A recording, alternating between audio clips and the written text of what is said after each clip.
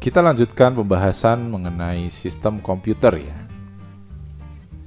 Pada video kali ini saya akan memberikan pembahasan mengenai 3 hal, yaitu kategori pengguna, elemen-elemen pada sistem komputer, dan perangkat keras.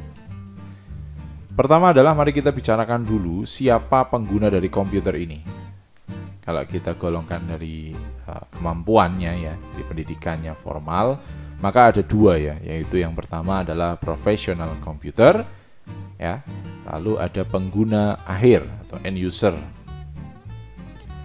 Kalau professional komputer itu adalah orang yang telah mengikuti pendidikan formal untuk aspek teknis komputer. Contohnya adalah programmer. Kemudian kalau pengguna atau pengguna akhir ya, sering disebut sebagai user, itu adalah orang yang mempunyai pengetahuan teknis komputer untuk melaksanakan tugas profesional atau pribadi. Nah, contohnya adalah pemakai umum, kita semua dan karyawan, murid, dan lain sebagainya. Jika dilihat dari literat dan kompeten dari komputer, maka dibedakan menjadi 2 juga.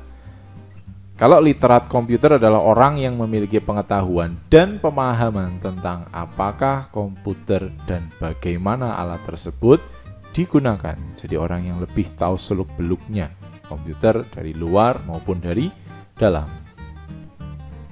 Sedangkan kompeten komputer adalah orang yang menerapkan keahlian komputernya untuk memenuhi kebutuhan informasi dan meningkatkan produktivitas. Dalam hal ini, menguasai terminologi yang digunakan, itu juga menguasai fungsi bagian-bagian sistem komputer, dan memiliki keterampilan menggunakan komputer untuk menghasilkan informasi atau melakukan tugas-tugas yang diinginkan. Jadi paham dan mengerti ini maksudnya adalah ini. Jadi menguasai terminologinya, menguasai fungsi-fungsinya, dan memiliki keterampilan untuk menggunakan komputer dalam menghasilkan informasi. Kita masuk ke sistem komputernya ya. Jadi dalam satu unit komputer ada kombinasi dari beberapa elemen.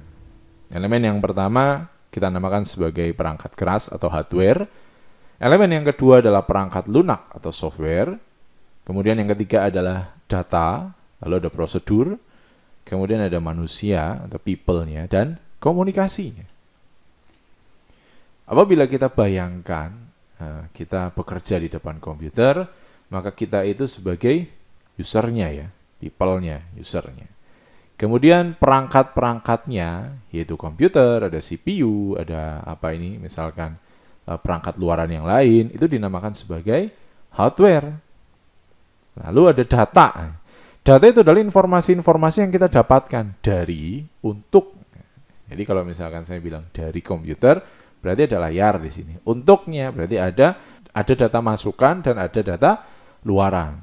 Demikian pula untuk yang software. Software itu adalah perangkat lunak. Jadi ada software yang sudah diinstal di komputer tersebut dan ada software yang belum diinstal. Nah, jadi itu adalah gambarannya untuk sistem komputer. Dalam suatu bagan, maka perangkat keras, perangkat lunak, dan perangkat pemakai itu termasuk dalam sistem komputer. Dan 3 hal ini tidak ada irisannya. Jadi tidak mungkin ada satu hardware yang juga menjadi software, tidak mungkin ada software yang menjadi brainware, demikian pula sebaliknya. Nah, kita masuk ke hal yang pertama dulu ya, yaitu perangkat keras komputer. Dalam perangkat keras komputer atau kita sering menamakan sebagai hardware, itu ada 5 kategori. Kategori yang pertama adalah input, yang kedua adalah proses, yang ketiga adalah storage, kemudian output, yang kelima adalah communication. Jadi ada perangkat keras dari komputer yang fungsinya itu untuk masukan. Ada yang fungsinya untuk pemrosesan, ada yang fungsinya untuk menyimpan, ya, penyimpanan data, ada yang fungsinya sebagai keluaran, ya, dan ada yang fungsinya sebagai komunikasi. Nah, kita akan menggolongkan itu dalam beberapa kategori ya. Oke, jadi kalau misalkan saya punya satu perangkat, ini tidak satu perangkat ya, jadi satu perangkat beserta device-device lainnya. Ada CPU, ada monitor, ada keyboard, ada mouse, kemudian ada speaker, ada apa ini, printer, kamera, ada modem, ada flash disk, ada card reader, ada scanner, ada microphone, ada video kamera.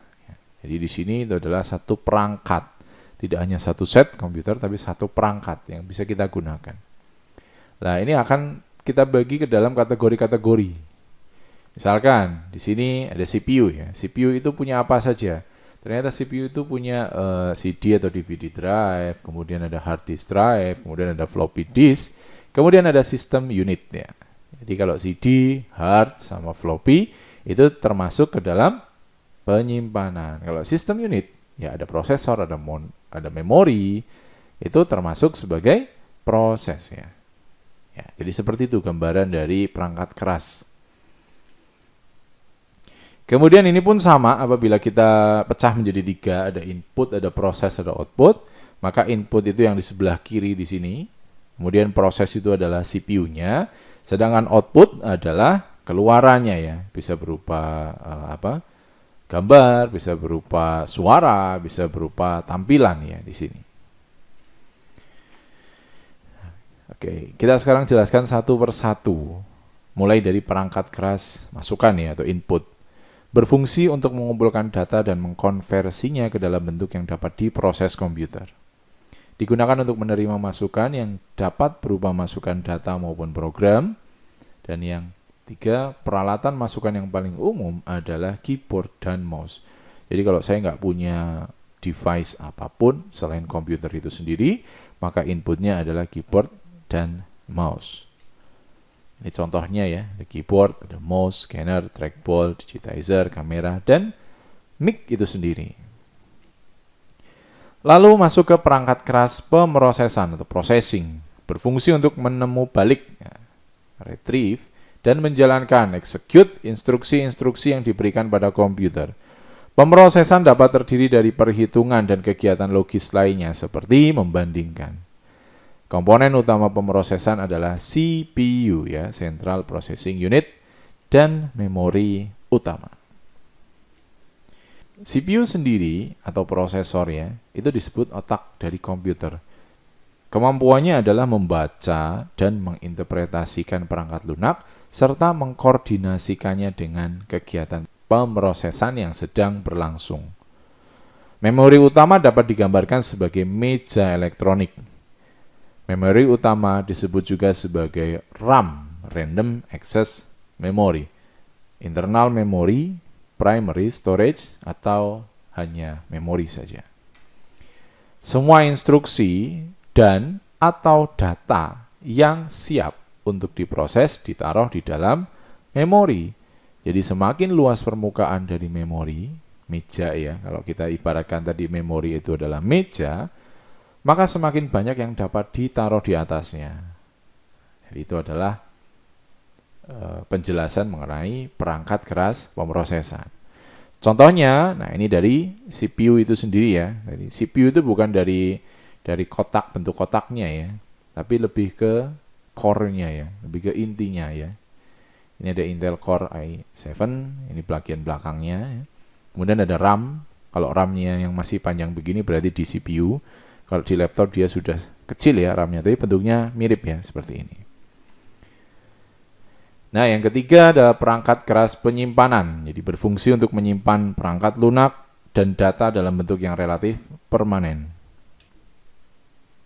Yang ketiga adalah perangkat keras penyimpanan.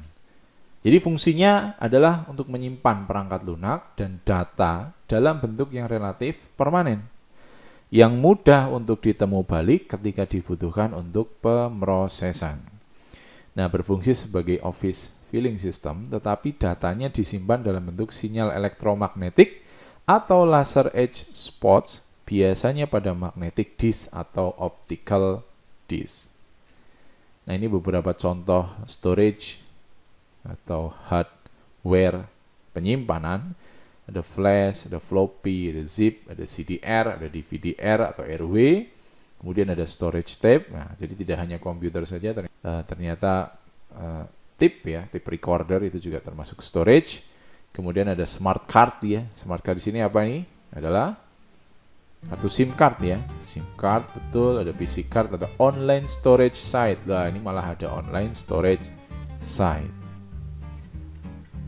Lalu yang keempat ada perangkat keras keluaran. Jadi berfungsi untuk menampilkan informasi yang dihasilkan oleh sistem komputer. Informasi itu maksudnya adalah keluaran ya, baik dalam bentuknya hard maupun soft. Nah, ini contohnya kalau LCD itu apa berarti keluarannya? Berupa gambar. Kalau printer itu berarti hasil printernya, speaker itu adalah audionya ya yang keluar ya.